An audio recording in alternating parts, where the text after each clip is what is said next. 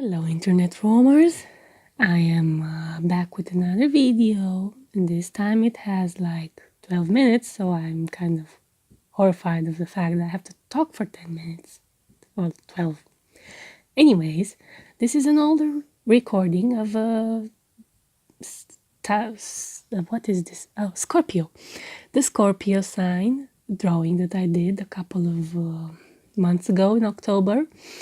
I wasn't very into Inktober this time, so I went with the Zodiac sign, and that worked. I mean, it's quite interesting and I like it and whatever. And I'm just gonna walk you through my process. Hopefully everything will be fine and you will like what you see. The design was kind of random. I wanted to do a Scorpio first, but well, I didn't really enjoy the Scorpio samples I found on the internet. So I just went with the girl because I usually go with the girl when I don't have any other idea. And the girl turned out okay. Post recording I had to modify her face a little bit because she was kind of too big-headed for her body and the whole design. So that happened. And just because it was a Scorpio sign, I included a scorpion on her hand that you will see later on. And yeah, I didn't really give it too much detail on the Scorpio. I should have insisted a bit more on him because, you know, he's the main subject. But then again, the girl looks pretty intimidating herself, and I think it fits the sign overall. With the washes and the small brush, because I usually start with small brushes. I don't really grab big brushes when I want to draw. I don't know why, I have no explanation for that. I just have to get used to picking more brushes when I start drawing. And even so, I mean, in the tight corners where I had to be very detailed, it came helpful. On the larger sides, it wasn't very convenient, but oh minds. The drawing ended up looking quite well, and I really don't think it matters with which brush you do a drawing, as long as it looks best. It's just a drawing. And yeah. And I went with red for the dress because red is a very powerful color, and the Scorpio sign is usually considered a very powerful sign. And yeah. The skin was a little more complicated to do. I had to create some more dimension. And once I was done with the overall shape, I started detailing everything. Detailing the dress was very, very entertaining. I had no particular plan on it. I knew it was going to be red and it was going to have a lot of folds. So that was the rule. But everything else came on the go, like the dark lines at the end of the dress and the lines that were going up on the dress, as well as the ink part afterwards. I do 2 liners and everything. It just came from noticing that it didn't look complete. It wasn't very elegant, and it gave a sense of not truly finished. So yeah. That's how art works, actually. You know, you start drawing and you just add things that you think fit. At least with discovery art, that's what I do. I mean, there are some drawings that I like to lay everything down and plan every single element before I start coloring in and stuff. But for this one, I just went on the go. Let's draw a girl. Okay, what's this girl gonna wear? Well, it's gonna wear a dress, okay? What kind of dress is gonna be? Red, good. It has folds, perfect. The folds look bland. I'll put some line on it. These lines should go upwards, okay? Let's put the upwards line. And so on. And at the end, of course, you'll see some variations and some more detailing on how everything looks. Like I took a red pen and lined all the dress to create some kind of silky very crumpled aspect of the dress, like she has a lot of chiffon on it, which is a material, a transparent material or something, I don't know. Usually find it in wedding dresses, but oh well. I was being spontaneous. Yeah. The hair was very interesting to do. I kind of liked it.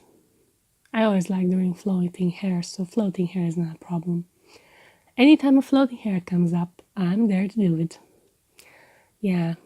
The lips didn't show up on the drawing after I finished it, mostly because I chose them to be the same color as the hair. I would have gone for a different color, but usually that's the best color that works with the characters. So you will see I repainted them with another color. It's actually black because it seemed like it fitted. The pose was also not very complicated. I just lifted one arm and made sure for the other. And don't ask me how this dress sits on the person because I have no idea. It's a designer's choice. He has to deal with that. If anybody wants to make this dress someday in their life, they're free to try. I have no idea how that upper part of the dress is supposed to sit on the body without falling apart. But hey, maybe the person just doesn't breathe or doesn't bend or something. Anyways, the project is over. You can find all the zodiac signs somewhere on the internet, probably on DeviantArt or on Instagram. They're on channel 2. You can find them on this channel. There's a walkthrough of them. It lasts like a minute, less than a minute, and you can just see them. A flip through. It's very, very fast, and I'll leave a link somewhere. Not sure where. Probably in the right side of the screen. Yeah, that's where you usually put these kind of things. I don't know what else to tell you. I hope you enjoyed this video. If you do, go and subscribe and come again. And yeah, for the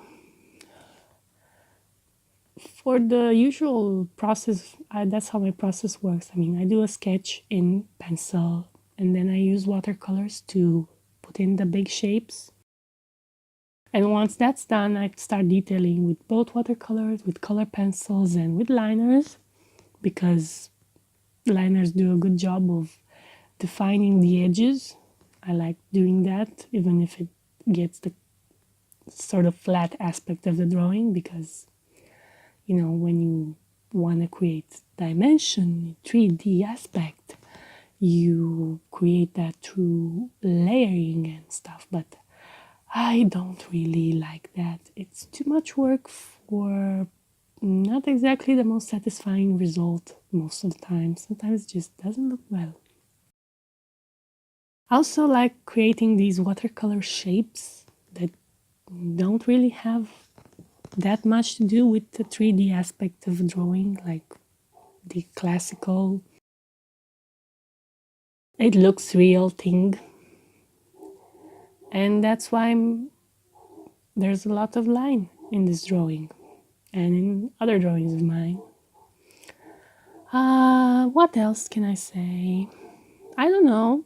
I hope you enjoyed this video again. And I'll leave you with the end of the drawing. I don't think I'll add any music or something. I'll think about it, but I don't know.